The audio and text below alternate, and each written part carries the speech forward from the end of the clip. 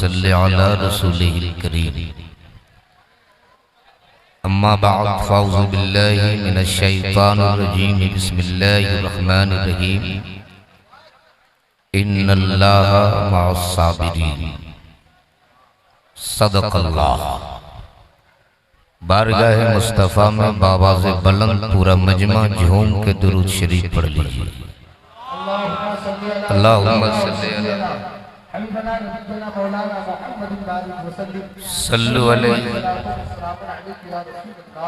सल्लल्लाहु तआला अलैहि वसल्लम। इंतशार का माहौल ना बनाए,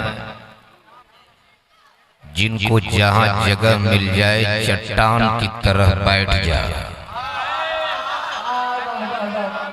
इसलिए कि दीवार तंग हो सकती है, दामने सदरुल फाजिल तंग नहीं हो सकता।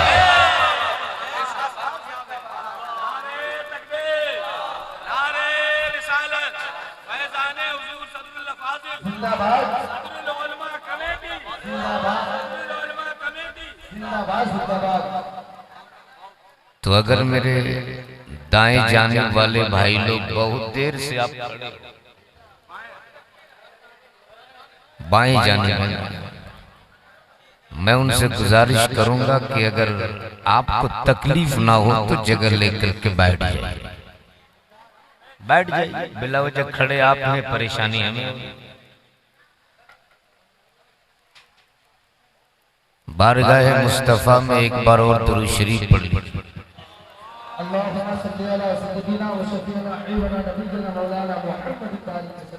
सल्लु अलैहि सलातम व सलाम अलैका या रसूल अल्लाह सल्लल्लाहु तआला अलैहि वसल्लम। सरे शाम से लेकर अब तक आपने शौरा इस्लाम से नातो मनाक़िब के बहुत अच्छे अच्छे अशार सुने। खुतबा इस्लाम से बड़ी उम्दा और नसीहत आमेज खिताब भी आपने समाप्त की। खुसूसियत के साथ शायर आज़म हिंदुस्तान जनाब मोहतरम सावन मधुपुरी, जो बिल्कुल सावन की तरह आप पे बरस गए,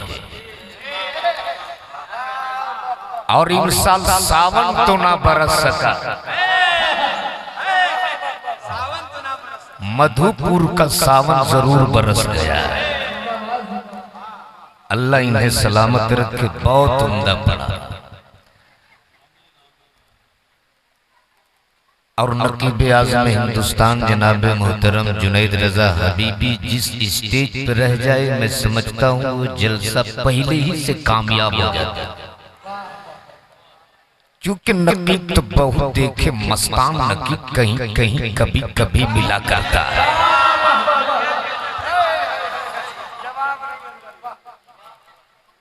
ये मस्तान है, और मस्तान को पहचानने के लिए नजर नहीं दिल चाहिए। नजर से मत देखिए और चेहरा देख के फैसला मत कीजिए, दिल देख कर फैसला किया कीजिए।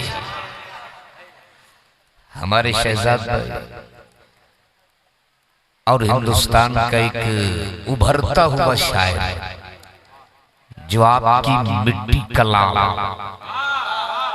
जनाब मामून रशीद नईमी, जिस वक्त पूरे दुबराजपुर को पूरे हिंदुस्तान में इसकी नुमाइंदगी कर रहा, अल्लाह उन्हें भी सलामत रखे। भाई नूरुद्दीन साहब ने भी बहुत अच्छा, मौलाना अहमद रजा, हाँ वो उनको वहीं रहने दीजिए, असल में ये प्लास्टर है। जब जब कायद ऐसा हो तो जाहिर सी बात है अल्लाह इन्हें सलामत रखे, बहुत मुखलिस और मोहब्बत करने वाले शख्स हैं। और मेरे मिंबर पर इस वक्त बहुत सारे लोग हैं जिनको मैं जानता भी हूँ, पहचानता हूँ, लेकिन अब मेरे पास इतना टाइम नहीं कि सबका नाम ले सकूं।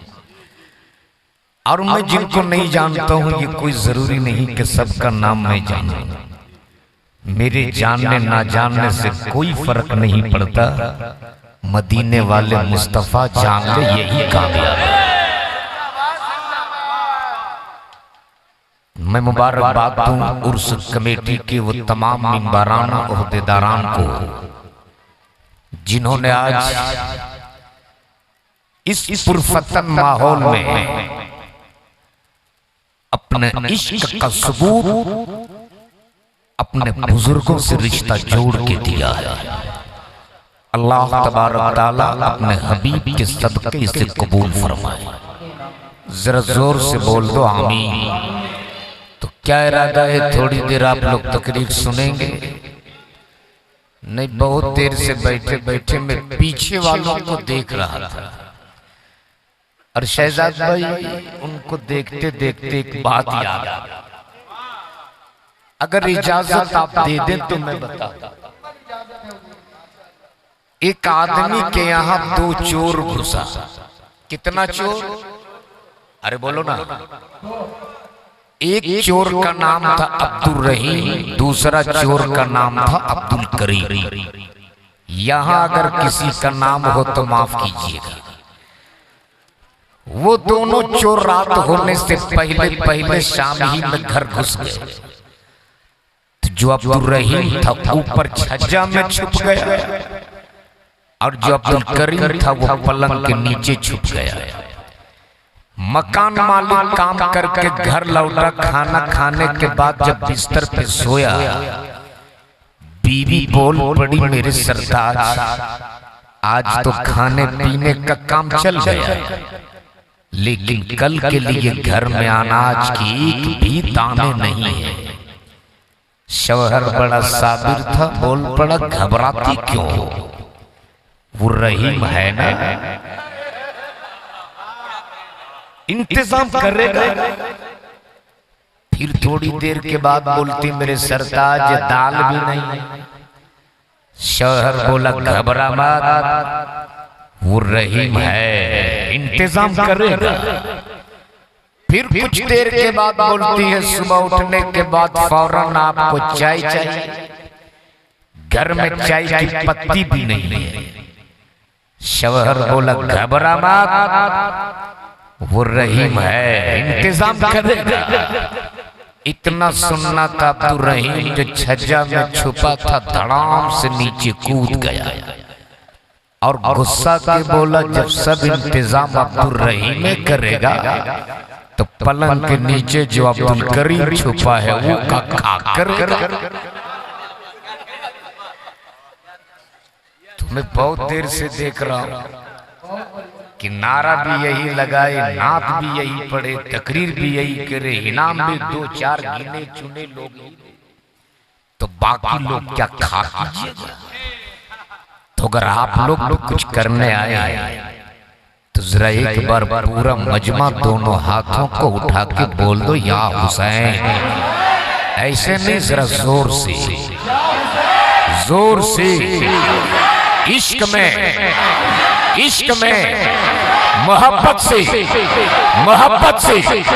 हिम्मत के लिए, ताकत के लिए, कुव्वत के लिए, हौसले के लिए, अज़्म के लिए, जीत के लिए, फतह के लिए पूरा मजमा बोल दे, या हुसैन।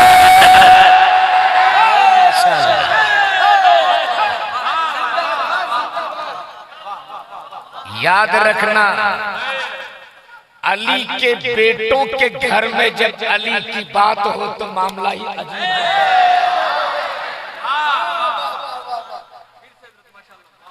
अली के बेटे के घर में अली की बात, कहीं दीवार हिलती है, कहीं दर कांप जाता है, कहीं दीवार हिलती है, कहीं दर कांप जाता है। अली का नाम सुन के अब भी खैबर कांप जाता है। अली का नाम सुन के अब भी खैबर कांप जाता है। और फौलाद का दिल पत्थर का जिगर सब पारा पारा होता है। फौलाद का दिल पत्थर का जिगर सब पारा पारा होता है। जब नाम अली का लेता हूं मैदान हमारा होता।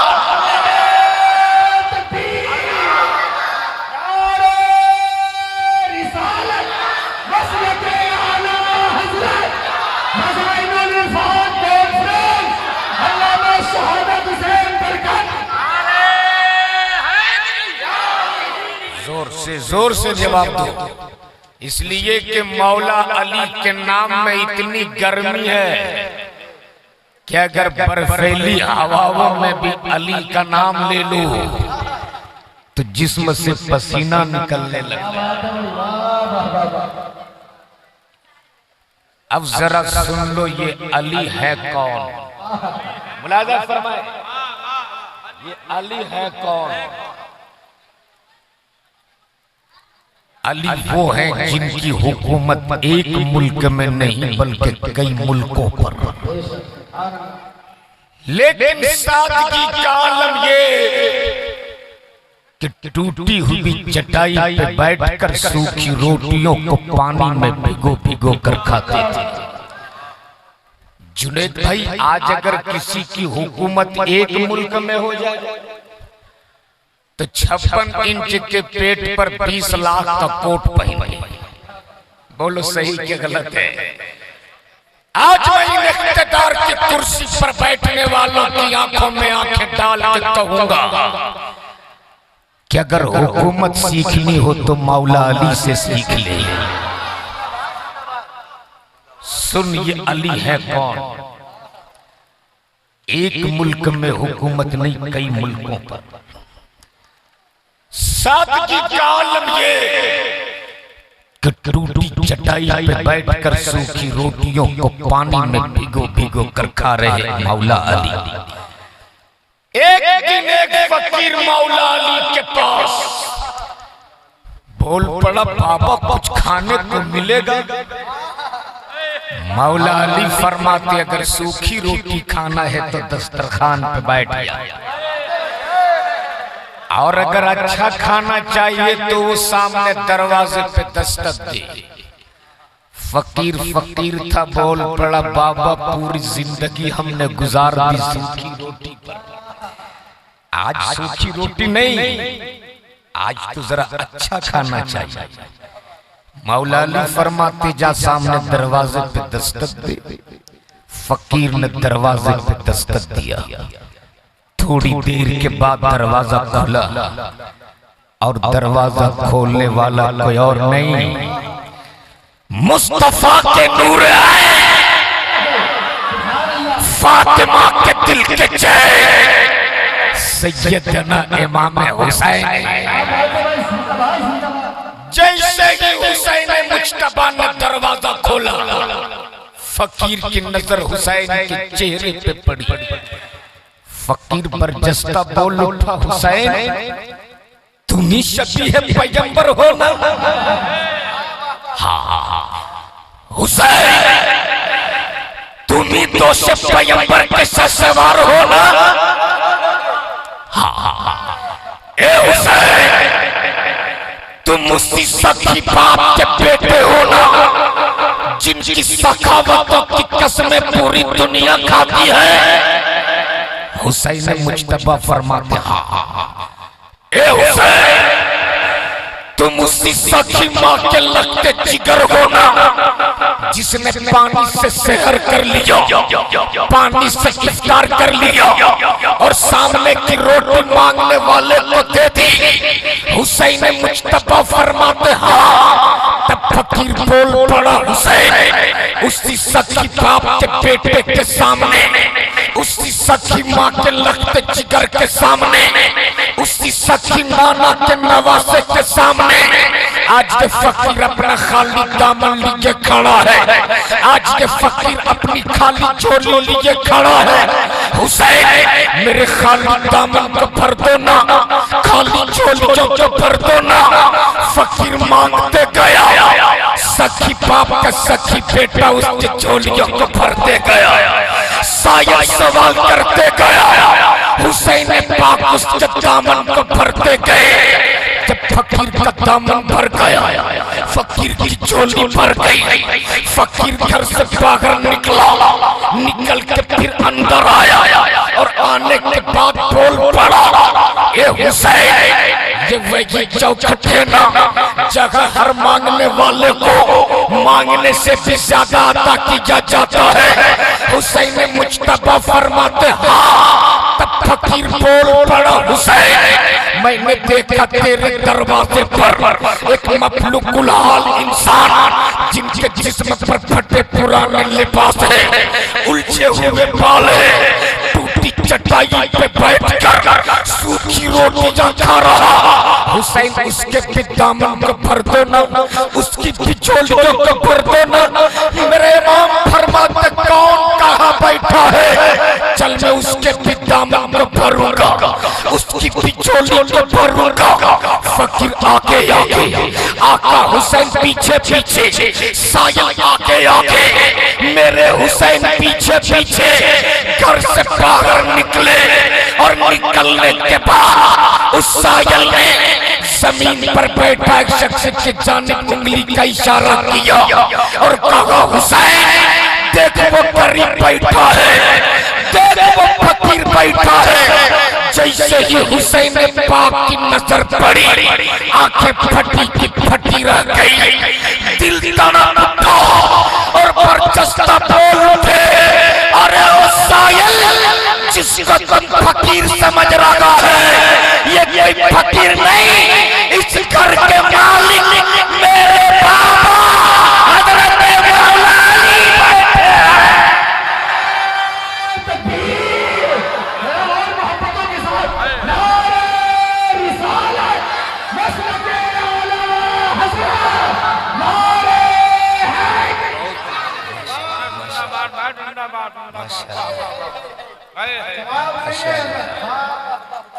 अच्छा माशाल्लाह डॉक्टर साहब, ये हमारे नकीबुल इस्लाम भाई, तो यहाँ इसका भी माहौल है। नहीं नहीं, कुछ जगह पर खतीबों को इनाम देना पाप समझते हैं और लोग कहते हैं कि सिर्फ शायर ही के बाल बच्चे होते हैं, ऐसा कुछ नहीं है। अच्छा एक बात बताइए, आपके यहाँ सिर्फ ये 10 और 20 ही के नोट है क्या? असल में वो नोटबंदी का जमाना था, उत्तर प्रदेश में मैंने यही जुमला कह दिया था, तो वहां सब खान साहब लोग थे। एक खान साहब अपने मोछ में ताव देकर खड़े हुए और 500 रुपए वाली मोदी जी वाली नई करेंसी, मैंने पहली बार उसको देखा था।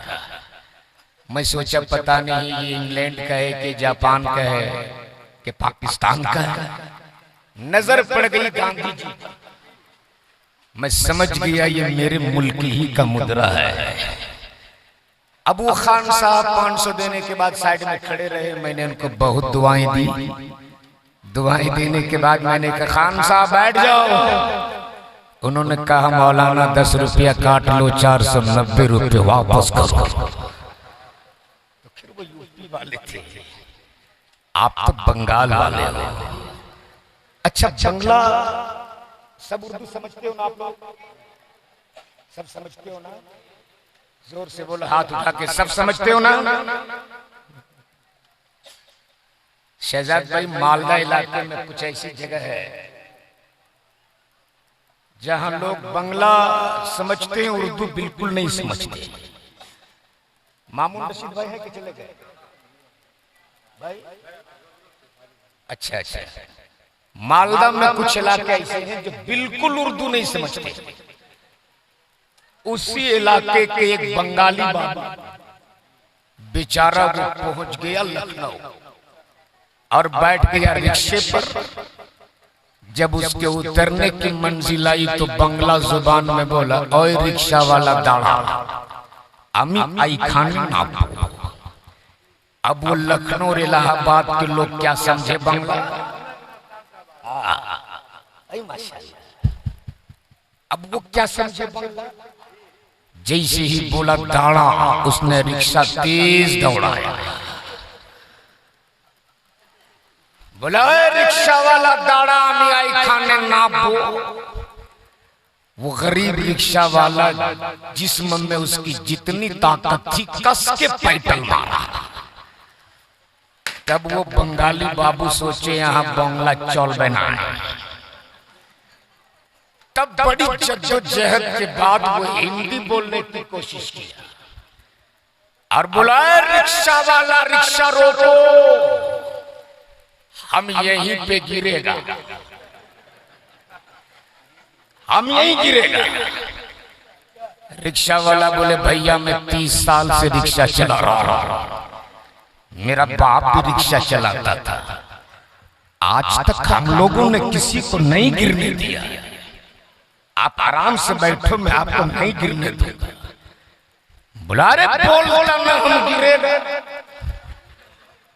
तब वो रिक्शा वाला साइड में रिक्शा रोका और झोला से निकाला मजबूत मोटी सी रस्सी और रिक्शे के साथ जम के गिट्ठा बांध दिया और बोला आराम से बैठिए, अब आप कभी नहीं गिरिएगा। तो अगर आप समझ गए तो जरा एक बार समझ के बोल दो या हुसैन। एक बार पूरा मजमा या हुसैन, या हुसैन। जुनैद भाई एक बात, आज मैं खजाइनुल इरफान कॉन्फ्रेंस से अपने कौम के नौजवानों को एक पैगाम देना चाहता हूं। मैं समझता हूं सिर्फ भारत नहीं पूरी दुनिया में कोई एक ऐसा घर दिखा दीजिए मुफ्ती साहब जिस घर में मियां बीवी में झगड़ा नहीं होता। ये देखिए तजुर्बा है, जल्दी से बोल दिए हर घर में होता है ना। और बहुत करीब से अगर कभी समझना हो तो जुनैद भाई से राब्ता कर लीजिए। मुतमईन रहिए, मैं भी महफूज नहीं हूं साहब। अपने वक्त के पीर साहब से कहिए तो वो भी बोलेंगे हाँ एक बार हुआ था। हर घर का माहौल है, बोलो सही के गलत है माशाल्लाह हाथ उठा के बता रहे हैं मामला जो गर्म है। तो मौला अली और सैयदा फातिमा में झगड़ा नहीं। जुनैद भाई अहले इल्म की तवज्जो चाहो, झगड़ा नहीं, बातों बातों में कुछ बात हो गई। सैयदा फातिमा के दिल में थोड़ी तकलीफ पहुंची और जब ससुराल में किसी बेटी को तकलीफ पहुंचती है तब उसको बाबा याद आता है। जब किसी बहन को तकलीफ पहुंचती है तब उसको भाई का प्यार याद आता है। याद आके सैयदा फातिमा को मुस्तफा, और सैयदा फातिमा ने सोचा बाबा का चेहरा देख लूंगी, दिल में जो तकलीफ पहुंची है वो दूर हो जाए। जोर से बोल दो, इसलिए कि मुस्तफा का चेहरा वो चेहरा है अगर बीमार देख ले तो शिफा पा जाए, मरीज देख ले तो सेहतमंद हो जाए, दुखियारा देख ले तो सुख पा जाए, अभागन देख ले तो किस्मत वाला हो जाए। सैयदा फातिमा ने सोचा बाबा का चेहरा देख लूंगी, दिल में जो तकलीफ पहुंची है दूर हो जाए। चलिए सैयदा फातिमा अपने घर से निकलकर नबी के दर की तरफ। जैसे ही फातिमा नबी के दरवाजे पे पहुंची, नबी ये गरीब के घर का दरवाजा बंद। सैयदा फातिमा ने कुंडी बजाई, अंदर से आवाज आती कौन? सैयदा फातिमा बोल पड़ी बाबा आपकी बेटी फातिमा। अंदर से नबी ये रहमत फरमाते कौन फातिमा, कौन फातिमा? उस फातिमा के बारे में आज मुस्तफा पूछ रहे कौन फातिमा, जिसकी शान तो ये है कल महशर की भीड़ में जब फातिमा की सवारी गुजरेगी तो एक नेता देने वाला नेता देगा, एक आवाज देने वाला आवाज देगा। ए मैदान महशर वालों अपने अपनी अपनी निगाहें झुका लो, नबी की बेटी फातिमा की सवारी गुजरने वाली है। उस फातिमा के बारे में मुस्तफा पूछ रहे हैं, कौन फातिमा? बाबा हसन की अम्मी फातिमा। अंदर से नबी की रहमत फरमाते, कौन हसन? कौन हसन? बाबा हुसैन की अम्मी फातिमा। नबी रहमत फरमाते, कौन हुसैन? कौन हुसैन? उस हुसैन के बारे में आज मुस्तफा पूछ रहे, कौन हुसैन? जिसको कांधे पर बैठा कर मदीने में घूमते रहे। जोर से बोल दो। उस हुसैन के बारे में मुस्तफा पूछ रहे, कौन हुसैन? जिसका लब मुस्तफा चूमते रहे। उस हुसैन के बारे में पूछते, कौन हुसैन? जिसकी अजमत और शान खुद मुस्तफा ने बयान किया, अल हुसैन मिन्नी व अना मिनल हुसैन। कौन हुसैन? कौन हुसैन? तब सैयदा फातिमा बोल पड़ी, बाबा अली की बीवी फातिमा। बोल दो सुभान अल्लाह। अब अगर बेटियों के बाप बैठे हो तो मेरे जुमले को गौर से सुनना। जरा एक बार झूम के बोल दो, या रसूल अल्लाह। बोल दो तो बोल दो, अरे बोल दो तो बोल दो। सुन मेरे नबी का जवाब। मेरे नबी ने फरमाया, नारे तकबीर, नारे रिसालत। बैठ जाओ, जल्दी से बैठ जाओ। और करीब आकर के आज मुकद्दर के सिकंदर हुआ, तकदीर के धनी हुआ, जिनको पूरी दुनिया देखने के लिए बेचैन रहती है, आप सुबह शाम उनकी जियारत किया करते हो।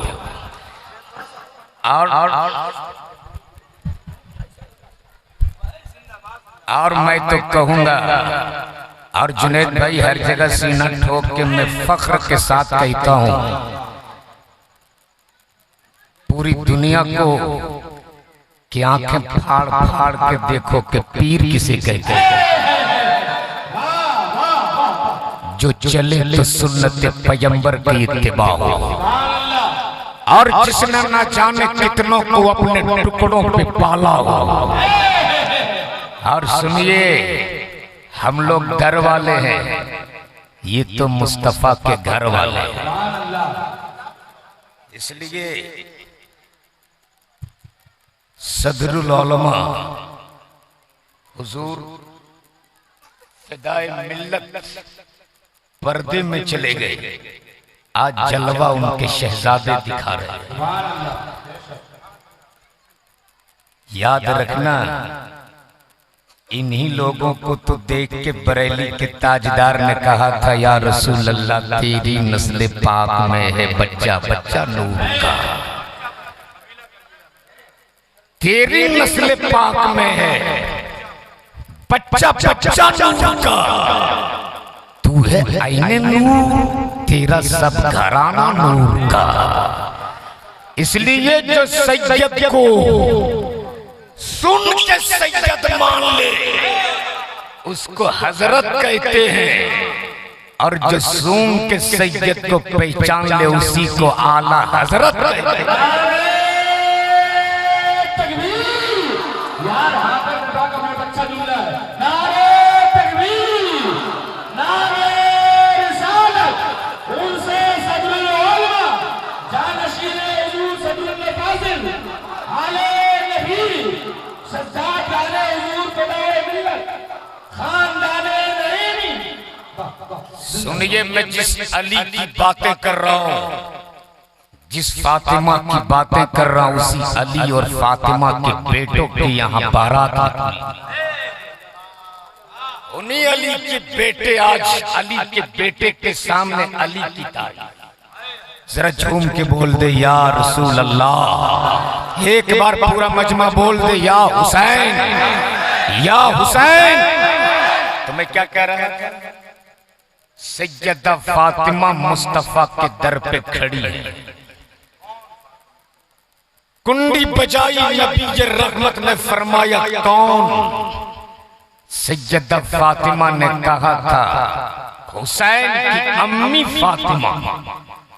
मेरे मुस्तफा ने फरमाया था कौन? हुसैन। तब सैयदा फातिमा ने कहा था अली की बीवी फातिमा। बोल दो सुभान अल्लाह। अब अगर बेटियों के बाप बैठे हो तो गौर से सुनना मेरे जुमले को। मेरे नबी ने फरमाया था बेटी लौट जा, लौट जा फातिमा, इस दरवाजे पे तू उसी वक्त आना जब तेरे साथ तेरा शौहर मौला अली मुश्किल कुशा आ जाए। लेकिन आज हम लोग क्या करते हैं? आज अगर हमारी बेटी और दामाद में जरा सी अनबन हो जाए तो हम अपने मोहल्ले के 10-20 बड़ा बड़ा पेट वाला टकले किस्म के लोग 500 रुपया इस जेब में, 1000 रुपए इस जेब में, 2000 रुपए साइड वाली जेब में डाल के उनको हम लेके जाते इंसाफ कराने। वो इतने जालिम होते हैं कि इंसाफ तो नहीं करते, मामला मुकम्मल साफ जरूर कर देता है। फिर होता क्या है? फैसला पंचायत, कोर्ट, कचहरी, अदालत, नौबत, तलाक। बोलो सही के गलत है? लेकिन मेरे नबी ने फरमाया बेटी लौट जाओ, लौट जाओ फातिमा, ये घर का दरवाजा तेरे लिए उस वक्त तक बंद है जब तक कि तेरे साथ तेरा शौहर मौला अली मुश्किल कुशा ना आ जाए। बोल दो जोर से, लौट गई फातिमा। इधर मौला अली मुश्किल कुशा घर पहुंचे, देखे फातिमा नहीं है, दिल तड़प गया। शौहर हो तो अली की तरह, बीवी हो तो फातिमा की तरह।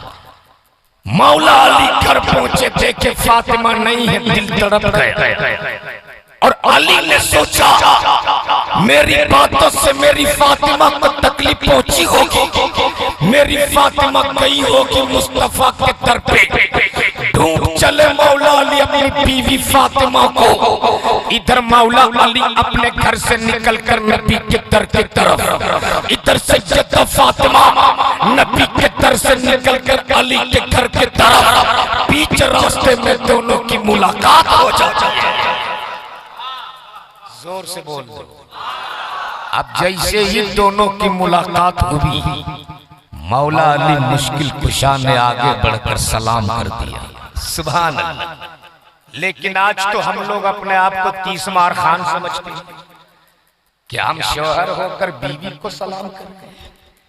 लेकिन सुन मेरे मुस्तफा करीम का तरीका ये होता था कि आप रास्ते से गुजरते थे, बच्चा मिलता उन्हें भी सलाम करते, बुजुर्ग मिलते उन्हें भी सलाम करते, जवान मिलता उन्हें भी सलाम करते, और सलाम करके अपनी पूरी उम्मत को पैगाम दे दिया कि दुनिया में जो पहले सलाम करेगा जन्नत में वो पहले दाखिल किया जाएगा।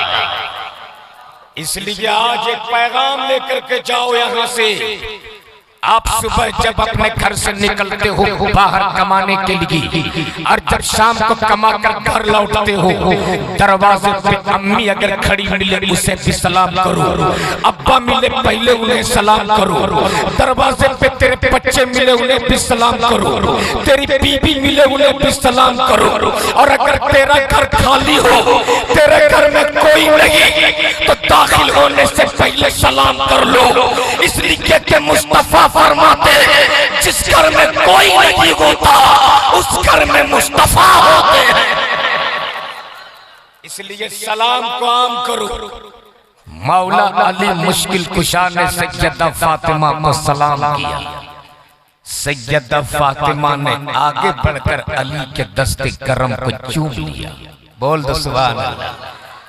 जैसे ही फातिमा ने अली के दस्ते करम को चूमा है, मौला अली ने आगे बढ़कर फातिमा के जुल्फों को चूम लिया। जोर से जोर से।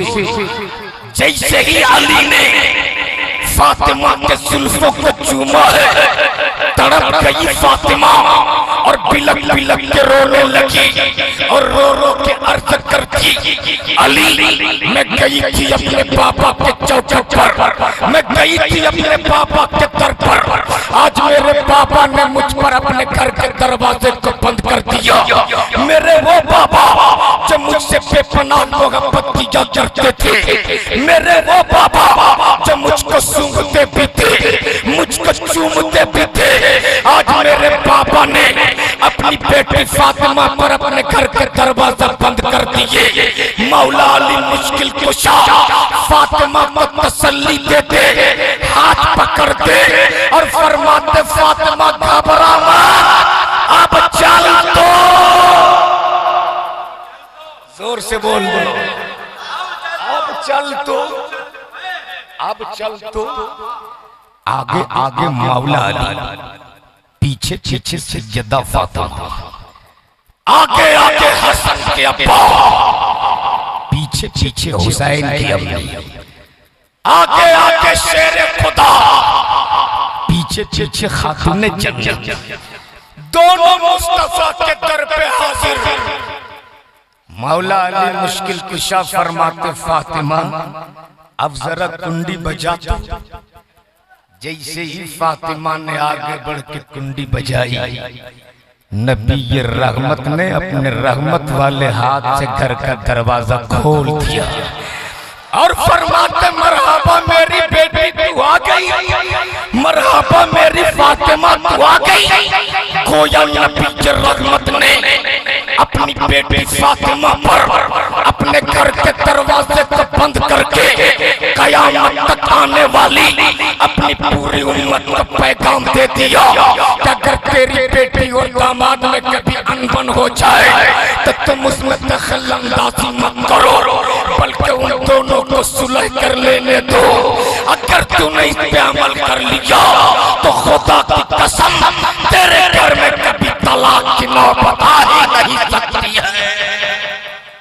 इसलिए उसी मुस्तफा की सुन्नत पे अमल कर लो, तेरी जिंदगी भी सवर जाएगी, तेरी आखिरत भी सवर जाएगी।